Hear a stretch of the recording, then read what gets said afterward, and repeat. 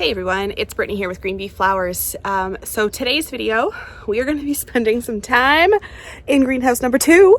We have butterfly ranunculus to put in today, as well as larkspur and stock. So it is, middle of March 12th or something like that today. I don't know. I think when you do this, your days just kind of all start to run together, and that's fine. But we have some planting to do today, and it's beautiful weather. The sun is shining. I feel like we are just having the most wonderful March, which is great. And we are gonna get things rocking and rolling. So let's get into this video. Green Bee Floral Co. is a 2.5-acre cut flower farm and boutique floral shop located in small town Southwestern Ontario, Canada. We began growing flowers in 2019 as a way to find joy and beauty amidst the struggle of raising our medically complex child.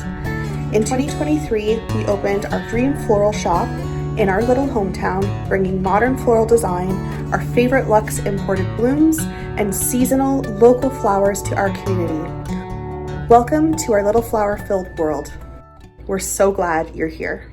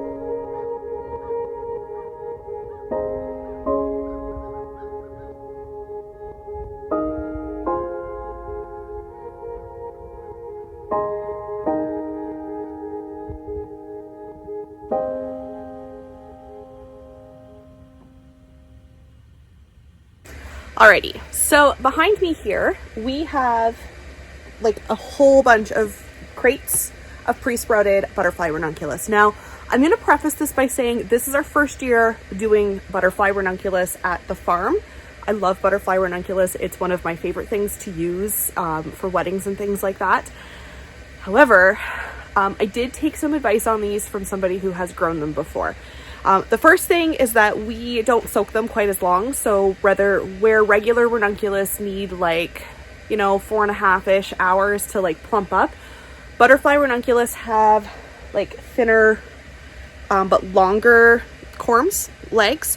And so these guys we only actually soaked for about 3 hours, immediately put them into just a mix of potting mix and peat moss, because what I had in my basement, and put these in the farm cooler for 10 days. I think they were in there. So now they're ready to go into the greenhouse. Now, we gave these, there wasn't anything particularly special about how we did these. And honestly, they're just starting to get root growth now. So I'm going to get these in so that they can actually root grow, use your words, Britt. They can actually continue to grow in the soil, which would be good. And I don't know if you can see, there's really, really, really tiny roots right at the end of my pinky there's one starting to come on these, and so I'm hoping that by just getting these into the soil right away, they'll sprout a little quicker. We won't see any what is the word I'm looking for? Stress from planting. I don't know where my words have gone. Anyways, you're here for that entertainment too. So we're gonna get these in. I've got a bunch of different ones started, and of course I can't read any of them anymore, so that's cool. But we're gonna get these in. I'm gonna do my best to make sure they're all correct, go back and look over my notes, and then hopefully label them. I'm getting less and less particular with labeling things as they go into the ground now, because part of what we're starting to do with our like hoop houses and greenhouses is figuring out ways to like partially perennialize some of these types of flowers that we're putting in here, so that we're not ripping things up and disturbing the soil as much every year. The goal with a lot of these flowers is to like elongate our season and kind of like get things on the cusps of both seasons. And I did notice with like the regular ranunculus, obviously, and the anemones, they definitely started coming back up in September and October after going dormant for the summer. So I'm curious to know, you know, maybe we can do that with the butterflies as well. I will probably do a second succession of these yet. I can't remember how many corms I have, but there is definitely some like wintry colors, the dark reds and things like that in the butterfly ranunculus, that I'm gonna wait and probably do those in the fall. So anyways, let's get these moved over into the other greenhouse and we will start planting some corms today.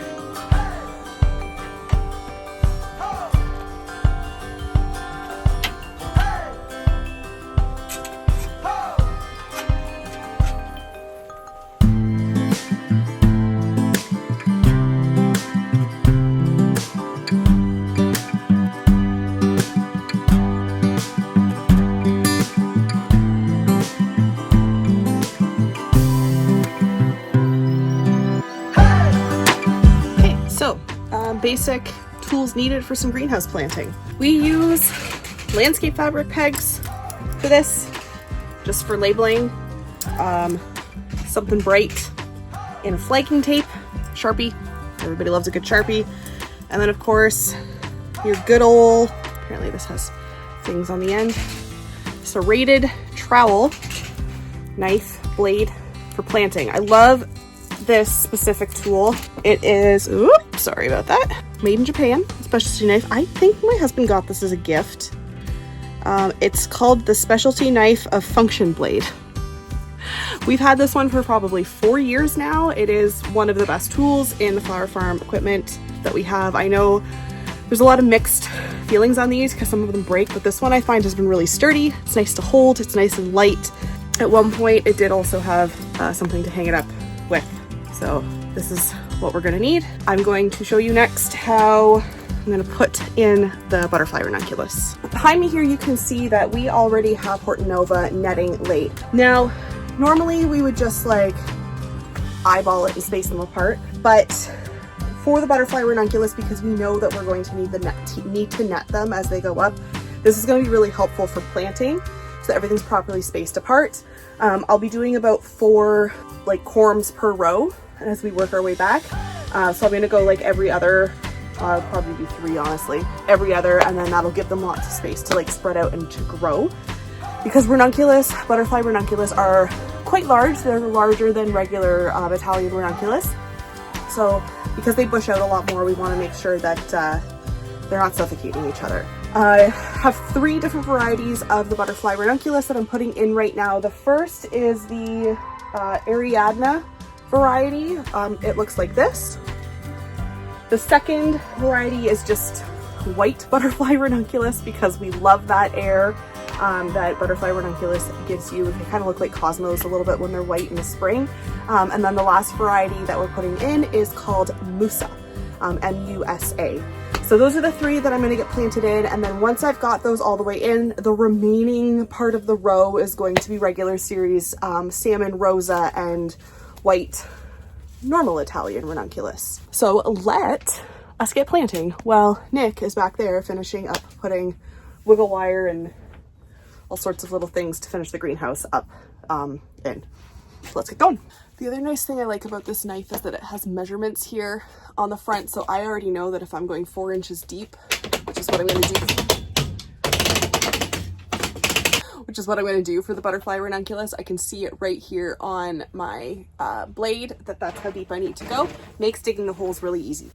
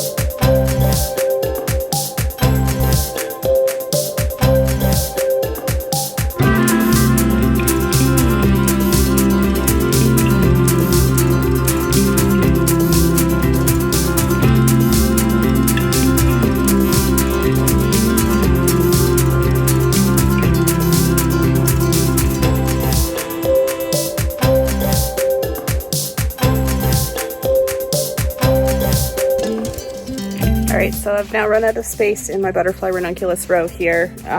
So before I keep going on that, Nick is going to finish tilling up the rest of the row so that we can get the netting laid all the way down. So I probably won't actually be getting the regular ranunculus planted in here, but there is still room in greenhouse 1, the big boy. I have to come up with the correct names for the greenhouses. This is greenhouse 2. We know that. We need a name for the other greenhouse. So let me know. Give me some ideas in the comments. That'd be great. Something like, you know, kind of rhymey or cutie or I don't know. Anyways, so next up I'm putting in Larkspur and stock, and I'm going to be putting that in on this side here of the greenhouse. So we're going to have all of our spikes in one section, our butterfly ranunculus in the center, and then behind me here where it's still kind of a mess, we're going to be putting in Orlea nigella, Bupleurum, Campanula, all sorts of really fun dainty pieces. And because I don't have to set anything aside in my greenhouse for dahlia propagates this year, I'm really happy about that. I am just going to let things live their best life in this greenhouse this year, and they're not on a time schedule. So when they're done blooming, they'll be done blooming.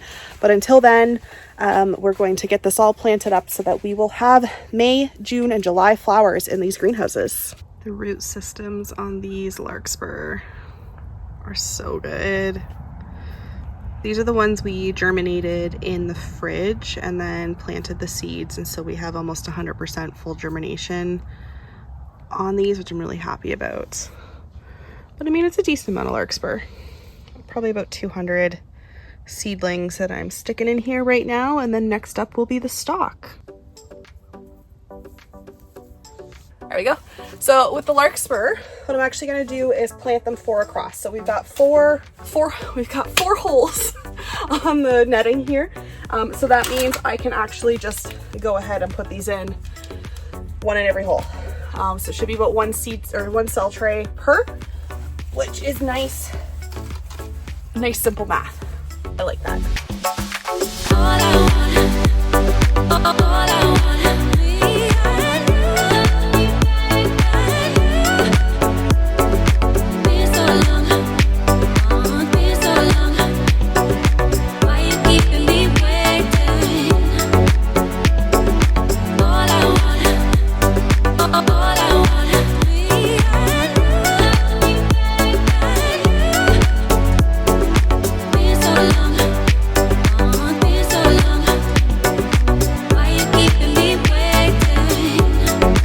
Now that the Larkspur is all in, I'm working on the stalk, and I cannot begin to tell you how badly these no longer want to be in their cell trays. They are currently put in 2 per cell, and they're going in the ground because they're mad and it's time, and Nick is still back there. But anyways, so when I do these, I will pop them up into doubles, right? These started in soil blocks, moved them up, and now they're very ready to go in the ground. So basically I just pull them apart, and then just like stick them in the hole. And that's it. So I'm not going to time lapse this because I have a lot of these to get in, and my battery is dying. So that's okay. We'll check back in a little bit. I bet you can't guess which seed cell tray the cat sat on. Dang, Eleanor. Like, look at how sad these are. Oh well, we're gonna plant them anyway, so they'll be fine.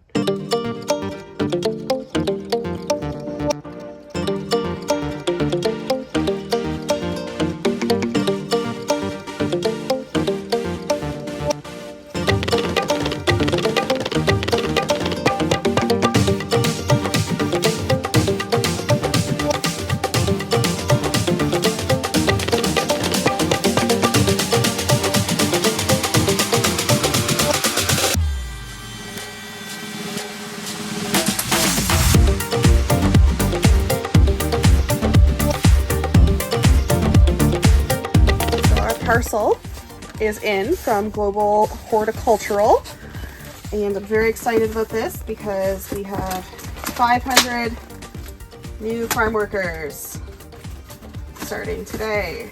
So we're gonna we're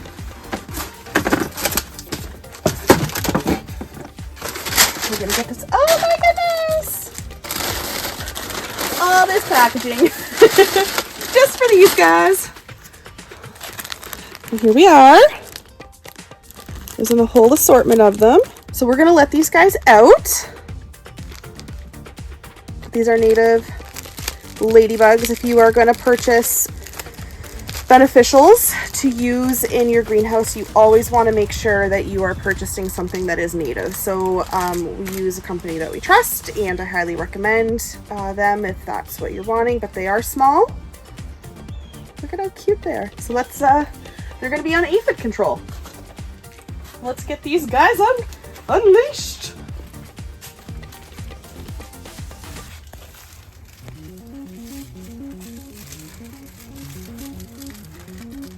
I'm going to let these guys out here in the patch of anemones because I do know that there are aphids in the anemone patch. Here we go.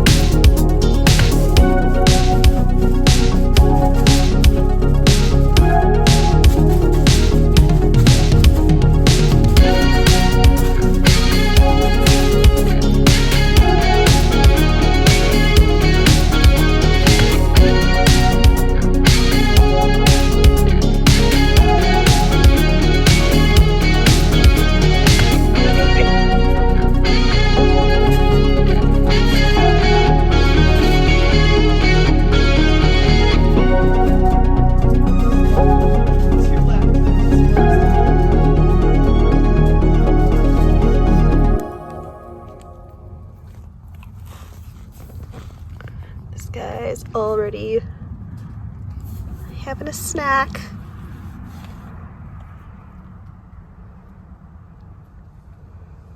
So those ladybugs are going to come in. They're going to eat all of my aphids for me, and they're also going to lay their own eggs and create their own colonies in here, which will help to keep the pests under control in here. We're going to lean hard, I think, into some of the beneficials for doing pest management this year.